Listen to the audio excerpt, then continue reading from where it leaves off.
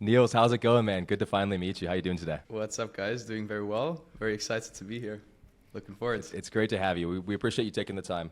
So just to Of give you a little course. bit of background on what SaaS Sauce is this is a podcast for SaaS founders like yourself who are, in the progress of scaling their businesses. And we want to essentially find people like yourself who have scaled companies rapidly, who have a little bit of secret sauce to share that sauce with our listeners. So I'm going to try to get you to take you deep, share some Amazing. sauce that you don't want to share. Sounds But exciting. let's dive into it.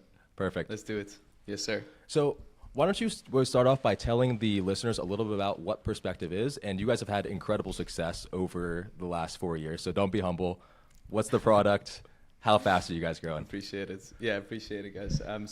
Perspective is a funnel platform. We started as a funnel builder, essentially also competitor to ClickFunnels, Go High Level, and all these kinds of softwares out there as well. We've now transitioned more towards a platform approach, so away from just the funnel builder towards also email autoresponders, having the CRM, lots of automations as well. So that is like we're trying to cover more of the jobs to be done for our customers there. But in terms of the journey, so right now serving more than 7,500 customers, started in 2020, grew to more than 10 million in ARR within 4 years. Only this year started to go into international markets. Which is what many people don't know, but we've been very, very local in the German-speaking market for the first couple of years, and only now started expanding. So I'd say it's day zero.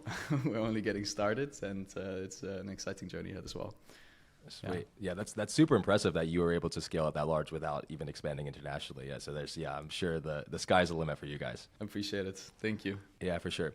So I know from doing a little background research on you that you guys are absolutely killing it with ads and dogfooding your own product. So essentially running ads, sending people to your landing pages that are built with Perspective. Yes. I really, with this podcast, what I'd love to do is break down your strategy and give our listeners something that they can take kind of what the Perspective playbook is for ads, funnels, and basically just generating, acquiring users. So I'd love to start like at the top, right? What is your process like for creatives and ad platforms? Are you guys just using Meta? Are you guys using different ad platforms? What does that breakdown look like? Yeah. Amazing question. So generally speaking, if you were to look at our channel split right now, then I would say roughly 70% is Meta, and the other 30% are spread across Google, which is the definitely second biggest channel, LinkedIn ads as well, Twitter ads, and it's a little bit of YouTube ads, but we're not really focusing much on that, but that will be another bigger channel that we're looking at in the future. In terms of the process, I think there's many things that we can go into, and I think like the creative process in and of itself can be an entire 1 hour conversation, or if not more. So maybe in terms of our general approach, what might be kind of unique in terms of how we have grown Perspective is, as you said, right, is that we have really focused on paid advertising, and now usually paid advertising is not really the silver bullet that SaaS companies are looking at, because it's of course very cash intense, right? So you need to invest a lot of money to get your users, and software, and especially subscription business in terms of how they're inherently built, is you get cash late, right? So you get a little bit of cash per month, or you get a bunch of cash for an entire year, but then nothing for 12 months. So like the cash flow efficiency is, I think, the biggest thing to solve for when looking at scaling your software with paid advertising. And so one core thing that we have figured out in the beginning was the webinar funnel. And the webinar funnel was a game changer for us, and the first version was built by Mikey, one of our co-founders, was basically just solving for this one thought, which is how can we pull as much cash for it as possible? Because so far, we're such a young company, we have such a young product, we don't even know if people stick around for 12 months, right? So we can't pay a couple of $100 for somebody to pay us $100 for the next couple of months, because we don't know if they're going to pay us for 3 months. So that was really the main question to solve for, and that is why this webinar funnel was such a game changer for us. Because on that webinar funnel, it allowed us to sell like $1,000 or $2,000 as a ticket immediately on that call, and be break even on the original paid ad spend. Which was basically what helped us get this entire thing going.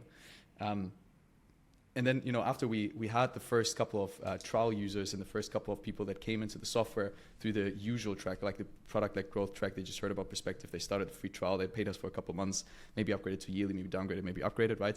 So once we had the economics of our overarching trial funnel, we had the confidence to say, okay, now we know exactly how much we can spend for a trial, and so even go ahead and start promoting the trial as one of the main offers, and not only focus on the sales of yearly plans.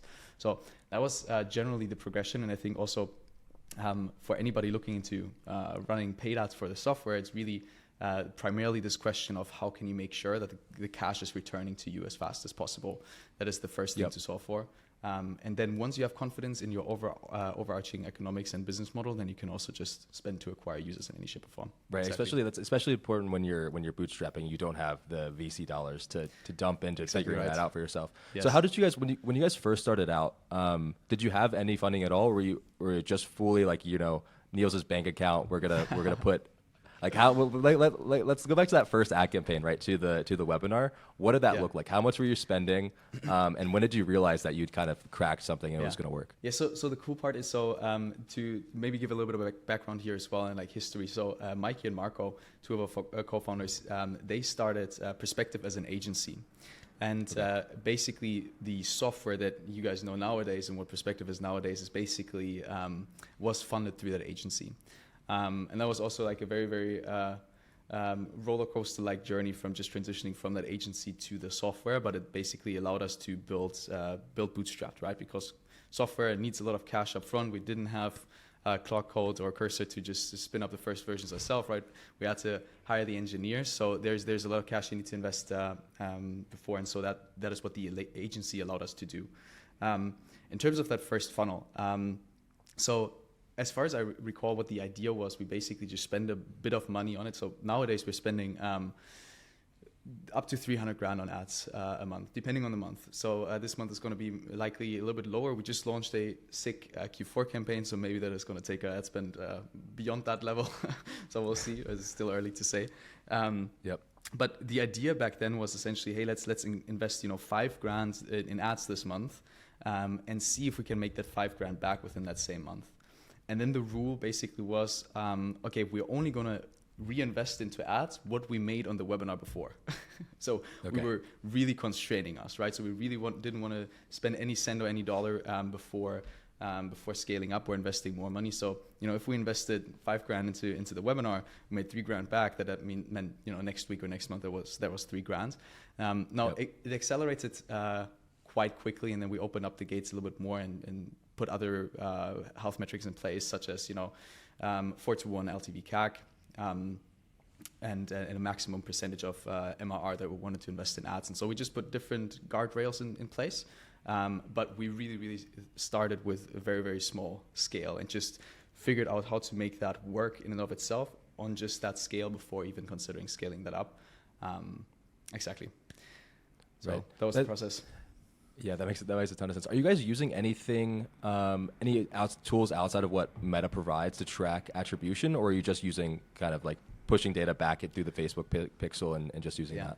So of course, Pixel is set up and all of that Meta native stuff is implemented well. But to be honest, and it's kind of embarrassing to admit that as well, but like since Meta was our biggest channel from the get-go and technically our only main channel next to recommendation, word of mouth, and all that, we flew quite blind with just blended attribution for a longer while. That also helped in the case, or it was okay for us because essentially it was the only channel that was really driving traction for us, right? So it was okay to just look at how much did we spend, how much did we get back. And nowadays, since we have multiple channels, there's organic stuff going on. We have an affiliate system, right? There's so much different pathways to learn about Perspective. We use a third-party tracking tool as well. It's called Attribute.io. Great guys, German company as well. Tried Hyros and all of that stuff as well, but we needed quite the custom setup just to make sure that it's working for us, and that's what we're using nowadays. And it helps us a lot with transparency down to the ad level, actually. Gotcha. I have to check that out. That stuff it's so tricky to really, like, from a technical perspective, like to really get that working. There's so many factors there. On that note, like even then, like what is an attribution tool? It's basically just showing you what clicks correlated with a conversion, but it doesn't really tell you, was that like is there causality in this as well? So did this ad really make the purchase or lead to the purchase? So still you can tell yourself a story based on the data that you get from these tools as well, and they're super helpful. Like I wouldn't want to run ads without them, but at the same time, there's still a lot of you still need to make sure that everything on the high level works. In general, you can't just look at the attribution tool and say, oh, this is the ad that is working so well, we should spend 500 grand on this next month, right? Of course, the overarching economics are still the first thing that I check every single week, which is how much do we spend in total, how much do we make back in total. So, yeah, exactly. Yeah, and I'm curious, how long were you guys running with just Meta as your key source of new customers before you realized that, or decided that it made sense to start branching outwards? This episode is brought to you by Flywheel. So we grew our first SaaS company, Drippy.ai, to over $1 million in revenue relatively quickly, but we had one big problem. It was insanely high monthly churn. Users were leaving left and right, and we had no idea they were unhappy until it was too late. And so that's why we built Flywheel. Flywheel predicts who's going to churn before obvious signs, and then it reaches out automatically via Slack, SMS, email, or wherever your users might be. And so if you're a B2B SaaS founder that's struggling with churn, make sure to check out flywheel.cx. For a limited time, we're running free 60-day pilots, so if you're interested, make sure to book your demo by going to flywheel.cx. Let's get back into the episode. So let me think. I think like the first year was only Meta. The first year was really only Meta, and some Google that was added already. But then in year 2, we scaled up Google, or at least like made Google a real channel for us. And then I think like around 23, so basically 3 years after like official full focus and launch on the software, we maybe added a bunch of channels. I think Twitter only started this year. It's also very, very small scale, to be honest, and more of an assist channel. But yeah, for me personally, it's like really with any channel, especially if you're a bootstrap company, a small team, like if you don't want to, all of a sudden start 15 things and make all of them work, or place 15 bets within your company. I'm a big proponent of this idea called channel stacking. I think it's Chris Walker. I'm not sure if you guys know Chris Walker. He's big on LinkedIn, but he introduced that idea first, which is essentially the simple idea of start one thing, make that work. Right, and once that works, add new stuff. That's the idea. So we only want to stack channels. We don't want to, spread ourselves too thin, trying to get 4 things working. Because truth is as well, like every channel is different. Creative needs to be different, and especially if you're starting 5 different channels and you need, high levels or high volumes of creative on 5 different formats and native to 5 different platforms. You guess what? The team needs to be quite big and have huge capacity. So I'm a really big proponent of start one, get that to work, and then see from there. Gotcha. Yeah, that makes a ton of sense. You just don't want to dilute yourself and Correct. have, what you want to have one thing that's working, not 5 things that you have no idea if they're working or not. Exactly right. I'd love to dive a little bit more into like what your creative process is and like how you're thinking about B2B ads, because I think a lot of people, when they think of like marketing a B2B software company, they don't think Facebook ads. So what's your thought process about that? How are you making that work so well for you guys? Yeah, it's super, super interesting because if you look at perspective as a company and how we're doing marketing, we are a B2B solution, but we do marketing in more of a B2C kind of way. And that is honestly, it just was a natural progression of following what works for us. I think, you can read all the LinkedIn posts, you can read all the threads on Twitter, and then take some strategies and try them for yourself. But just because it worked for one business doesn't necessarily mean it will work for your business. So we really just followed our data and followed our instinct of what will work and what has worked, and build it from there. Now, I think also that's quite interesting for when you look at our ads library right now. So a couple of unconventional things that we do is we have 2 to 3 minute video ads as like the primary format in our ads library. I usually annoy people with my face because my face is in that lots as well, right? So people would say, maybe that is not usually what you would want to do. You maybe want to do, more static, so more 20-second, 30-second clips and all of that. But again, like we just tested a lot and we doubled down on what works. I know you guys are also keen on user onboarding, so that might also be quite interesting to you guys. But like one reason for why the webinar funnel worked for us is because we had an hour of education for users before they even tried the app or before they actually started using the app.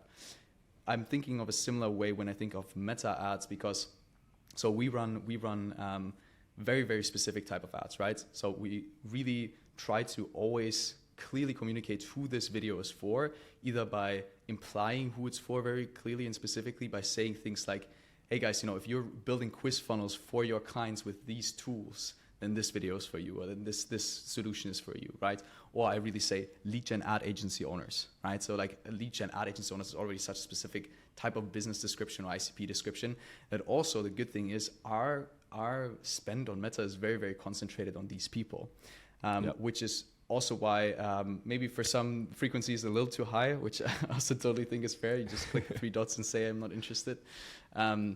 But it's also why it's working so well for us, because we basically have a huge coverage in the IG and Meta feeds of our target audience with lots and lots of different content and different stories that are usually like 2 to 3 minutes long, still quite engaging. And that's why they're performing for us as well, also on the back end, right? So we, of course, measure, okay, this specific ad, how many trials is this bringing in, how many sales is this bringing in, all of that. We look at that, and that is the primary decision making for scaling funnels or scaling creatives. But at the same time, our revenue from search, from brand search, is steadily climbing, just because we drive so much consumption through video content in feed as well, right. Lots of education. So there's a lot of demand gen and classical B2B thought behind it as well, while still focusing primarily on the direct response, get trials and get people to try the app and optimize the numbers. So how are you effectively targeting this so accurately so you're owning that space within Meta? Is it you just using like Meta's AI to like, you're calling them out in the video and then Meta's AI is figuring that out for you, or is it you're doing something specific within the actual setup of the ad? I think it's, so the call out of the ICP is doing a huge chunk for us. The other thing is that for the longest time, especially when internationalizing, like when we first dabbled in, running ads in the US and getting some international users, like we quickly learned that, especially if you put revenue numbers out there, which we do a lot because it's what users care about, right? So we share a lot of the success our customers have, or we have with our funnels. There's also lots of lower quality users coming in and that are maybe a little bit blinded by the revenue numbers, and I get that because of course it's flashy, right? That's also why we do it, but at the same time we got a lot of low quality users into the app, and so we really needed to figure out, okay, how can we specifically target those, especially on a broad channel like Meta, that will also have the highest chance to succeed with our app. And so one thing was the creative strategy. What are we saying in that creative? And the other thing is that we ran on a lookalike audience of our German user base for a longer while as well, a 1% lookalike. And we only recently started branching out of that and tested a bunch of different audiences. Now, interestingly, we haven't seen a huge uplift from that so far, or a huge difference from that so far. But it at least prolonged some of the lifetime of our best performing ads, which was already cool. So, some of the ads just burned out, fatigued, didn't work anymore. We launched them in broader audiences or different audiences, and all of a sudden they work again. So that was a quite nice side effect there as well. And I think the lookalike targeting also helped us a lot, just really penetrate this market so quickly as well over the last couple of months. But truth be told as well, right, we're investing a lot of money into this with the ad spend. Like, it needs to work. It needs to be effective.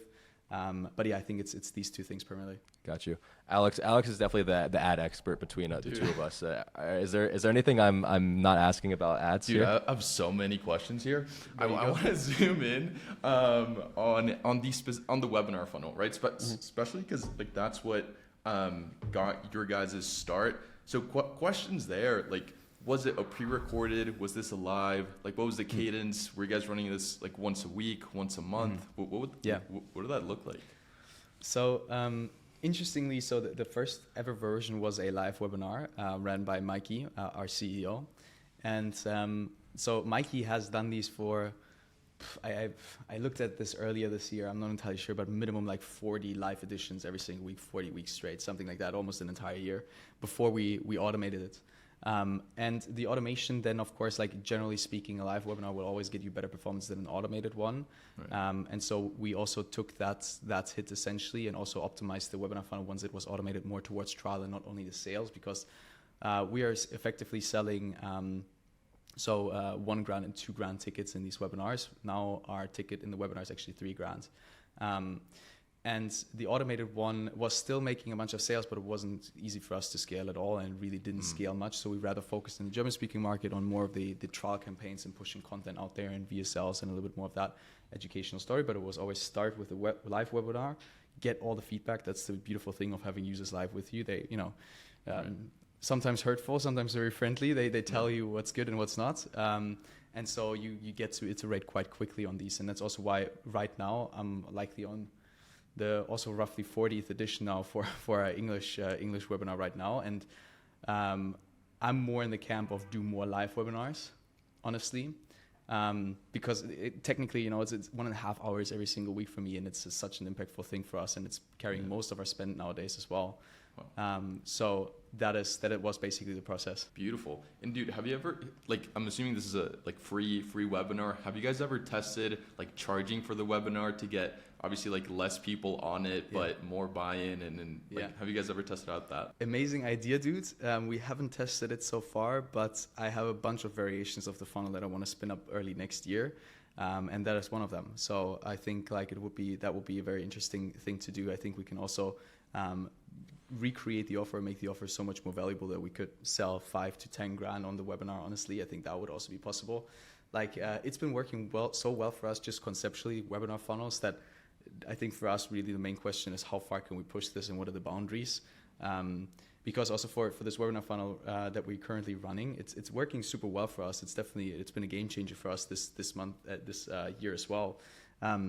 But just like with any asset that you produce, especially in paid ads, like once you start spending more on it, there's more people hearing about it, more people seeing it, and all of these people will be less valuable and or less interested in what you're selling, what you're saying, based on just how naturally the algorithm works, right? And so, like, I wish we could spend 500 grand next month on that same funnel, make the same 500 grand minimum back in that same month, but unfortunately that is not always the case, right? And so we need to figure out how can we reach a broader audience potentially, how can we make the offer more valuable so more people want to purchase and want to use this software. And so there's a bunch of open questions, but that is how I'm thinking about it right now. Beautiful. Is there, last question on the webinar funnel, please. And I want to get into like channel, like how you think about building new funnels in the same kind of headspace as channel stacking, but is there a specific kind of cost per sign up that you go for or for the webinars? There is definitely. And this is true for any type of funnel. You first need to run it to see how it performs and then also figure out what your rough break even is and reverse engineer what you can pay, for the earliest type of conversion. So for us, the most important thing on the webinar is just break even. We want to break even every single week. We just want to make the ad spend that we spend back, because the coolest part of this is the yearly plans that we're selling is basically just the justification of the ad spend. At the same time, we get hundreds of trials through these campaigns. These are all free at that point, technically, right? So all profit from those that are converting, which is why this funnel works so well for us. And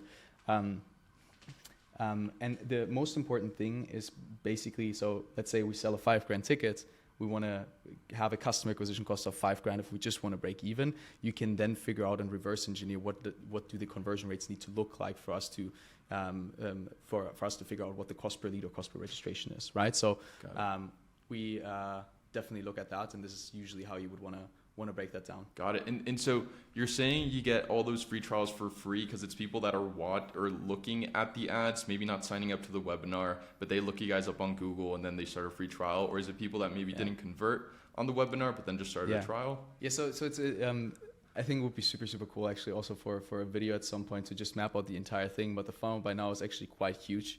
So the first conversion that we have is the registration, right? So we say, hey, there's this amazing free masterclass that we're running. I'm going to break down these amazing funnels live. So come join. You also get the funnels free. And after people sign up for that webinar, we already pitch the trial. So it's like, hey, thank you so much for registering for this webinar. Just for your information, we'll run you through how to build these types of funnels with Perspective. Perspective is the funnel platform for X, Y, and Z. Here's this amazing offer for you to start your free trial. So we get loads of free trials just coming from the registrations as a tripwire offer. Not all of them show up, to be fair, right? But some of them still use the app and then convert later. So that is, for example, one of the ways we introduce the trial. At the same time, the email sequence also promotes the trial, right? Then people that join the webinar but don't go for the yearly plan, they are pushed into the trial and the downsell, right? So there's like loads. So we just try to make sure that there's an offer for everybody, essentially, right? But yeah, that's just roughly how it will be sketched out. Sweet, dude. No, that's amazing. And like, how do you think about adding new funnels? Because there's obviously this like line of thought. I think it got started with the book like Ready, Fire, Aim. Essentially, for context for anyone listening, it's like, okay, you get a funnel to like 83K MRR, and then that's when you can kind of add another one. Is that kind of how you think about them, or when do you decide like, okay, let's build out a new funnel? So there is no specific number that I have as a threshold for deciding when to build out a new funnel. So in terms of what the process is, let's say we start with a completely, blank sheet of paper. We don't know exactly what to do. We just build the first funnel and launch it and see what comes back, right? Now, considering that first funnel is successful, so first we figure out what works, and once we see what works, we just push it, we scale it. More ads, right? More ad spend, more traction on that main funnel to push it until it breaks. And once it breaks, and that usually happens, it always happens, right? Nothing scales infinitely. Then we need to figure out, okay, is it just us needing to improve the funnel, so get more people to sign up for the trial, make the offer better, right? Like tweak the knobs, or is it actually like, is there so little left to squeeze in terms of small optimizations that it would be best for us to start a new thing? Got it. And I think I think there's this concept from Hormozy. I think he says, the only things that you can do in business is more, better on you, right? So that's I think the concept that he has. And I always just try to start with more. With funnels, it's a little bit difficult because more funnels means also new funnels as well. So it's kind of depends on how you treat it, right? Or how you categorize it. But I always just try to squeeze as much as possible what is currently working for us before considering to expand.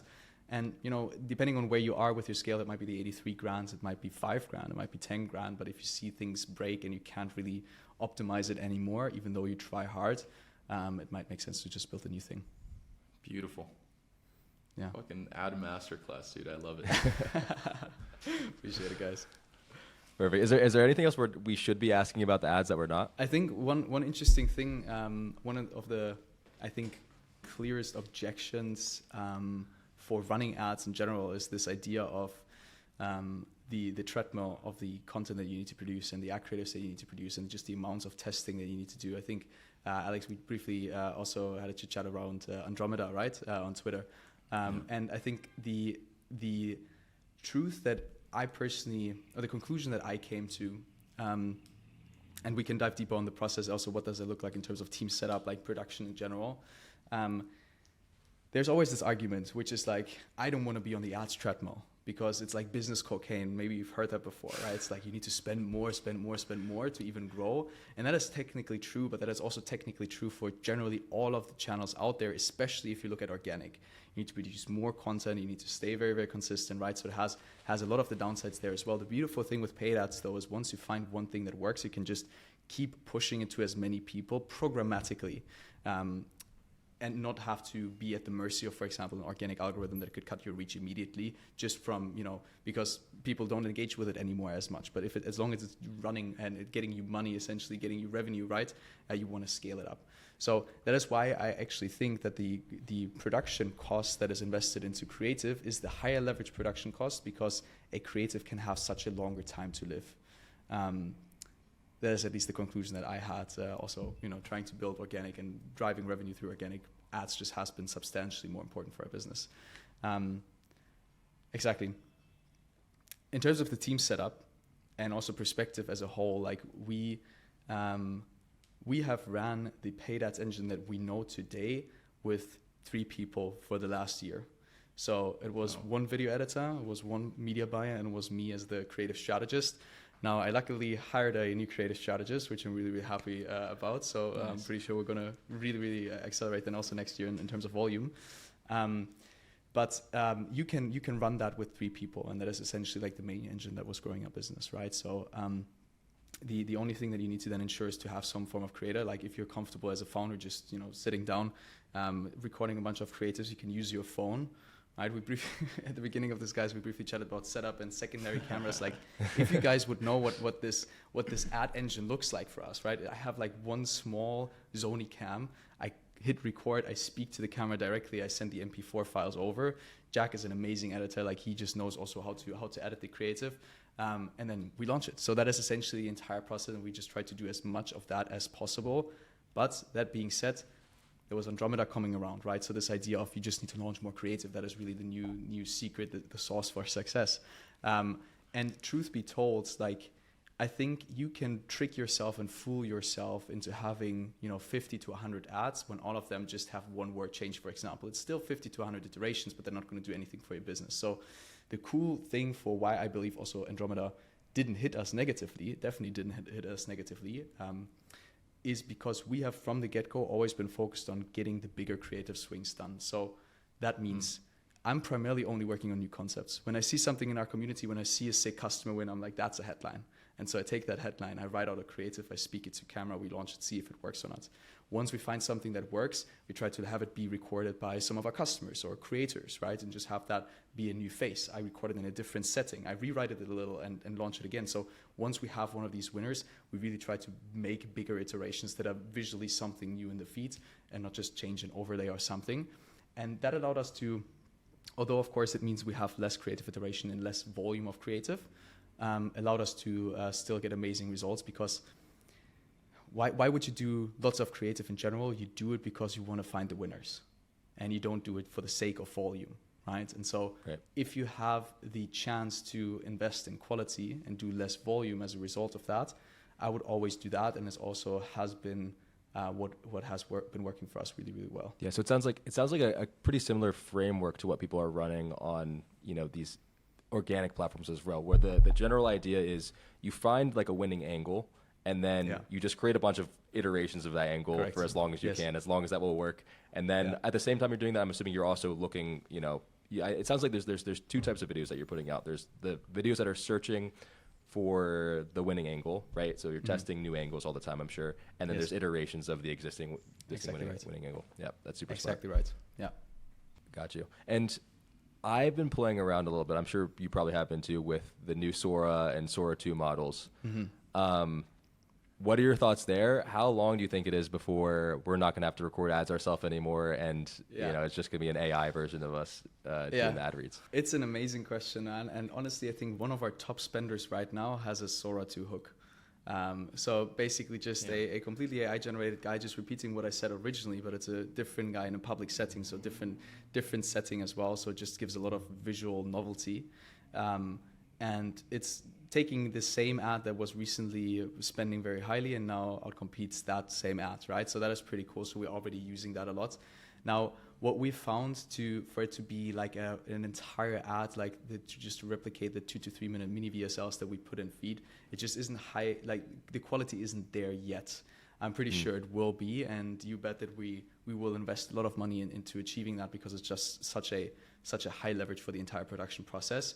How long it's going to take if we get a Sora 3 and it's 10 times better, and we can create 2-minute videos, 3-minute videos instead of just the 8, 12, 14-second clips. At that point, I think it's going to be a game changer for us, and we're already using it wherever it makes sense. But we found that so far it hasn't been such a big game changer, especially just compared to the expectations that social media sometimes sets when you have all these AI influencers talking about it, right? So definitely super, super valuable. We're investing a lot in it, and we want to be at the edge of it. So whenever there is an opportunity for us to incorporate it into our process, but so far it hasn't been able to replace any of us. But I'm looking forward to that. Yeah, for sure. Yeah, I kind of came to the same conclusion recently when playing around for a little bit. Just the real limiter right now is that like 12 or 14-second limit, where it's like the video is great, but then it's like, okay, I need this to be a minute long, and you just can't do that right now. Totally right. And honestly, like this Q4 campaign that I talked about, so it's called Perspective Review. It's basically just a review of all the amazing stuff that we've shipped, plus a really cool yearly bundle offer there. And I was playing around with Higgsfield for a little too long there, and Nana Banana Pro launched, and then I was able to like spin up a really, really cool and pretty like 3D animation of the campaign's logo. And so for that, it's like super, super ideal, because that is a 3D render that would have cost us thousands back in the day, right? And now like this little kid in Berlin just spins up Higgsfield.com and all of a sudden creates this piece, right? And it's like so cool just to see. And so if we continue progressing at that rate, like it's just gonna be super exciting. Yeah, man, I'm having so much fun with the AI stuff. I think it just like totally. it gives one person the power of 5 or 10 people. Which exactly is, right. I think we're gonna keep seeing team sizes get smaller and more AI use. Yeah, totally. Alex, what else you got, brother? Dude, I mean, I got a ton of questions, but what, I guess, let's see, let's go back through the notes. Okay, this is a good one. So obviously you guys run not only a bunch of different funnels for like perspective, but you also have data on like all the funnels that are ran through perspective. And so is there kind of one, because the majority of people listening are going to be like B2B SaaS founders. Like what's the best types of funnels that you've seen, right? Because there's obviously the people that are going to tell you a webinar. There's the VSL funnel. There's like what funnel should people start off with? Amazing question, and I think like I'll give you two answers because what people should start off with is usually, or from my point of view, not the one that is mostly crushing right now as per our data. The one you should start with is, I think, just the simplest version of the specific goal that you're trying to achieve. So if you're trying to book calls, like literally just set up a funnel with a sick headline or a sick offer for booking a call with you and call them to action to book a call with you. Like literally just start there. Don't even add a VSL, just add a little bit of social proof and just see what the numbers are that come back. Like really just start as simple as possible and get something out there. That is usually what I would recommend. Then from there on, you can, of course, improve it, and likely you start with that appointment funnel with just the headline, the social proof, and the call to action, right? And it evolves into maybe a VSL funnel or something like that. So that is, I think, my answer always to start. You don't need anything fancy, no 10 automations and 10 different email sequences and downsells and upsells and all of that. Like just leave that to the side, get one offer, run it. The other funnel that I'm a big fan of right now, and it's been a huge game changer for many of our agency customers, is what I call it the adaptive quiz funnel. And technically what it is the offer of that is a personalized roadmap for achieving X, Y, and Z results, right? So, for example, B2B, in this case, let's say cold outbound agency, right? So the offer would be get a personalized roadmap to implement cold outbound and get 50 appointments a week. If that is the headline, amazing, that is an amazing offer. What we then do is we run these users through a couple of questions, 5 to 6 questions that just make us learn about their business, and we specifically look for data that we can use in personalization. So classics are, what specifically is the industry, what is exactly your goal, what are some of the pain points that you have. If you run and serve local audiences, you want to ask for the city as well, just to get that specificity and personalization later. And we take that data in and we route people to different VSLs on exactly what they have set. Now, you can go crazy with this. You can go 10 different VSLs. I think that's a little bit too much. It's a little bit of extra work, right? But you can also just go 3 to 4 VSLs on the basis of the industry and just make the hook specific to exactly what they told you in the quiz. And the headline of that result page after they've opted in to see the personalized roadmap is simply like, here's your personalized roadmap, go watch the video. People are already invested, right? People are already invested, that is what they opted in for. And you're not trying to press a VSL onto them, you're actually positioning the VSL to be of value to them. So that is where they then come out and then they watch the VSL.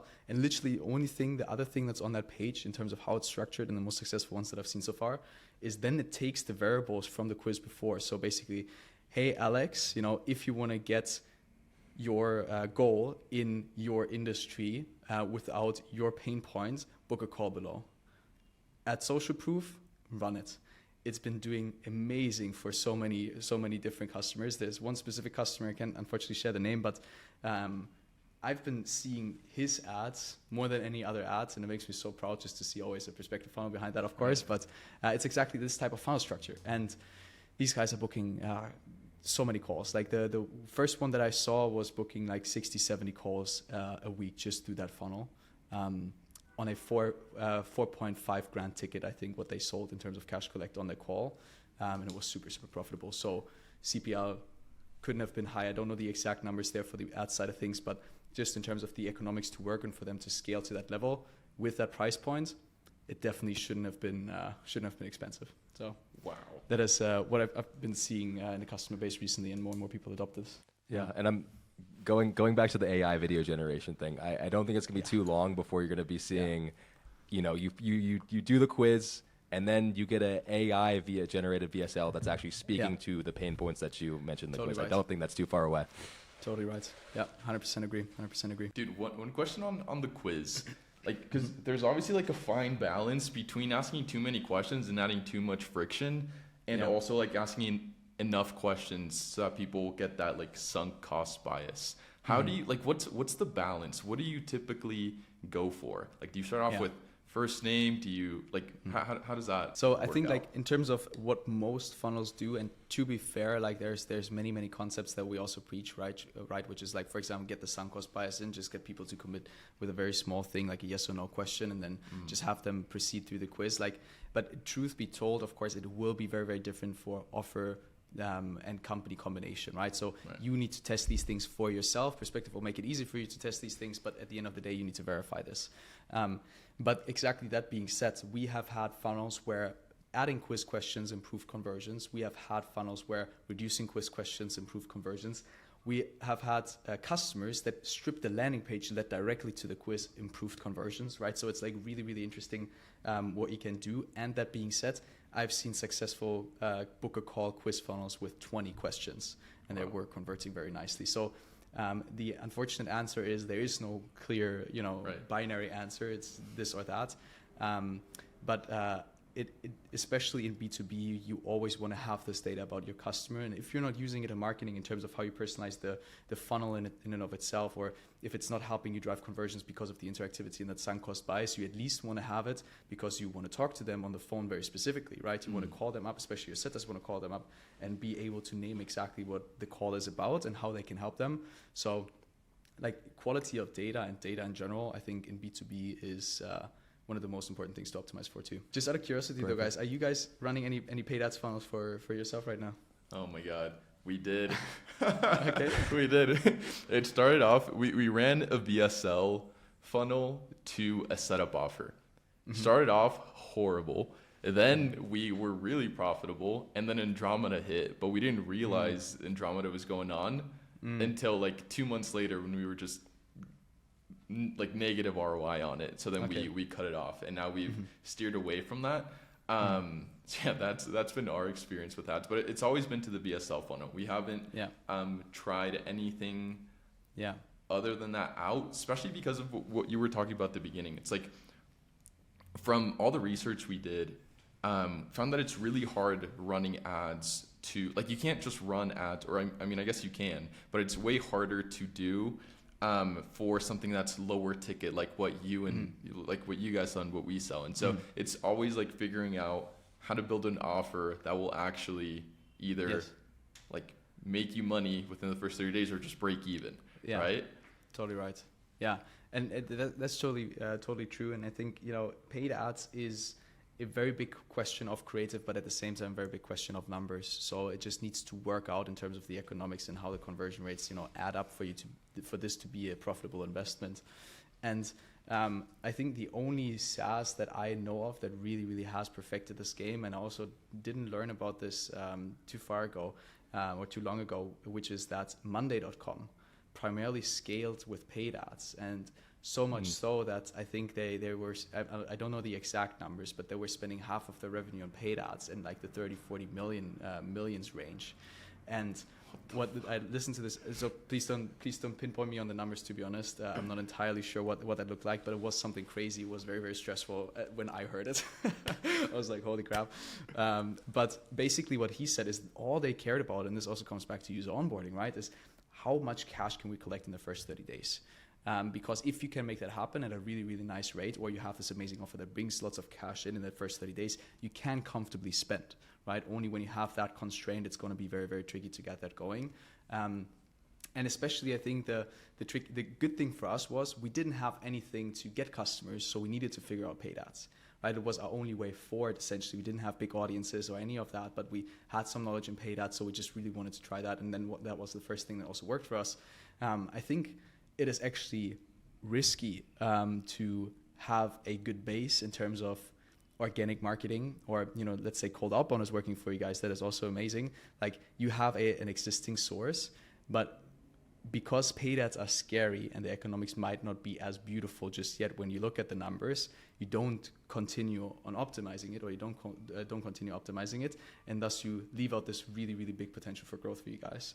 I think that is happening oftentimes. And Homozy recently put out this tweet. I retweeted it because it really spoke to, really resonated with me. But he said, if you get organic marketing to work for you guys, you're going to make so much. So if you get organic marketing to work for you, you're going to make so much money if you learn how to run paid ads. And that is just true because of the leverage behind it, right? Capital is nothing but leverage, and we just apply it to our most specific and most effective marketing. And that is why I think at a certain point, every business should have ads active, and every business usually also does. So yeah, that was going to be my next question. Are there any businesses that should not be running ads, in your opinion? So it's of course very, very biased, right? Like all I think about all day are ads. But I think, I think there are cases, like specific sizes of businesses and specific industries, where the user economics or like the business model is so tight that you just don't have money to spend on it, right? So if your users are, let's say you have an LTV of $10, or $20, you will never be profitable on paid ads. That just can't happen, most likely, right? So there's also why in e-commerce where people are selling, $30, $40 of products, or that is what the core product costs. They bundle it up in like specific offers and all of that good stuff to drive up the AOV, because that first, like how much cash you're collecting from the first interaction is so important for paid ads to work. And so I think, the lower the LTV, as you also mentioned there, Alex, the more difficult it gets. But usually if you have a healthy business that has the potential to scale, and you have, between 50 to $100 in AOV, and then higher LTV, of course, then you should be able to somehow make it work. But this is also me saying that in B2B SaaS, right? Which is generally one of the highest leverage business models there is. So I have, It's easy for me to say. So, but that's where my mind's at. Cool. Yeah. I think maybe a good way to finish this up is to be a bit selfish here. So Alex and I are starting this business that I told you about before the call, called Flywheel, where essentially we're building AI agents that help SaaS companies onboard users and retain them more effectively. So our two goals are to help people get their customers to that point of that aha moment, and then also to kind of make sure that person is continuing to use your product and continuing to get value out of your product. So we're thinking about churn. There's a lot of companies that are working with churn who think about it reactively. We want to be on the proactive side of churn. So we want to be identifying what actions are your users doing before they're churning, identifying those beforehand so you can reach out proactively and kind of retain that person. So I'd love to know from your perspective, like, how would you think about building out an ad and funnel strategy for that business? That is an amazing question. And I'm really putting you on the spot here. But No, it's just totally fine. It's totally fine. I enjoy that. So first of all, let me say, I think the approach that you guys are taking makes a lot of sense. Like, we're right now investing a lot into our CS as well. Just hired an amazing head of support, where we really just want to also figure out the AI game for us there on the customer success side, because there's such huge leverage, right? Looking at Intercom and, Sierra, I think is what this other company is called. Like, there's so many businesses coming in that space because the opportunity is so clear. And so I think it makes a lot of sense. I think the best thing that you can do, so first of all, I think the AI angle right now is super, super hot. You should definitely leverage that. So that should be definitely a big part of that. Also, of course, because it's part of your product. But I would likely go ahead and just really, really focus on showcasing exactly what the value is. And I think in your case, I'm not sure, what is the average LTV that you're looking at? Or maybe let's say a yearly plan, mid-yearly plan, roughly. We're hoping to be in the range of low tier being $1,000 a month and up. So okay, so definitely higher ticket makes sense. So I think in your case, take a super audacious headline and I think make it sting a little bit for all of the SaaS founders that know exactly how big the problem is. But for example, say like masterclass, and I'm talking webinar funnel immediately because of the price point, I think, is masterclass, how to cut your CS team by 50% and still get a better CSAT. I would likely go with something like that, like be a little bit stingy, right? Get people onto the webinar. Huge, like really, really strong intro on what the opportunity of AI is. Get everybody to believe that the only way forward for CS is AI, and then show your product and show it from the best angle, of course, but show exactly what it does. So show a demo of the different features that you have and show exactly what pain points that is solving. And then at the end of that, likely if you're selling, $1,000 a month, so 12 grand a year, you could go ahead sell for $3,000 a month. For $3,000, like a 3-month package or something like that, a little bit higher than that maybe, or bundle it differently. To do self-serve and just sell directly on the call. I think that would be possible. But I think if you say 12 grand ticket a year minimum, go for a sales call, get people to get to the sales call, and then from the webinar to the sales call, and just fill up these webinars with hundreds, 200 people a week, and I'm pretty sure it will crush for you. That's likely what I would start with. That's where that leap you just made at the end, where it's just like 100 to 200 people in a week, just like doesn't make sense in my brain. Like I feel like we have not been operating on a scale anywhere near that, but that'd be amazing. Honestly, guys, like the webinar which I'm doing now on the 40th attempt or 40th episode, like the first ones were 10, 15 people live with me. And similar to how we originally started with paid ads. When we start a new funnel, we spend very little on it, see if the economics make sense, and then we scale it up. So you could also get away, I generally say with paid advertising, go and set a budget that you're comfortable to lose, because otherwise you're just too attached to it and you make not so smart decisions. So if that's $1,000 for you guys a month, let's say it's $5,000 a month for you guys, invest it a minimum for 3 months and invest it on this specific funnel or one of these funnels. I would say the webinar funnel makes a lot of sense for you guys.